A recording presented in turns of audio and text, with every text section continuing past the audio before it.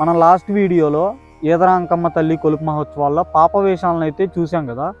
మదినాల కప్పెర మరియు రడకప్పెర అయితే చూస్తాము. ఎంత బాగుంటుందంటే చాలా బాగుంటుంది. కాటిలో కాసే కాట్ల అంకమ్మ తల్లికి మదినాల కప్పెర ద్వారా మనం అమ్మవారి బొమ్మలు గీసిన కుండను తయారు చేసి అందులో వరికూటి కుంభం అలాగే జొనకూటి కుంభాన్ని అయితే తీసుకొని వెళ్ళి అమ్మవారికి ఇస్తాము.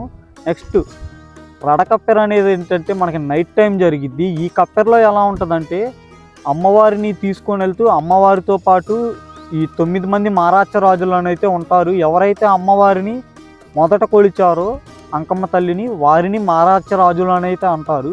సో వాళ్ళని ఏంటంటే చాట్ల మీద వాళ్ళ పేపర్లు అంటించేసి ఆ పేపర్లకి వాళ్ళ బొమ్మలు గీసేసి మనం ఇంకా నైట్ టైము ఊరంతా ఏంటంటే అమ్మవారిని తీసుకొని వెళ్తూ బూతులు తిట్టుకుంటూ వెళ్తారు. అయితే అక్కడ చెప్పిన కథ అయితే ఆ ఊరి ప్రజలు చెప్పింది ఏంటంటే అలా బూతులు తిట్టుకుంటూ ఊరంతా గట్టిగా అరుచుకుంటూ వెళ్ళటం అనేది అమ్మవారికి ఇష్టం అని అయితే చెప్పారు.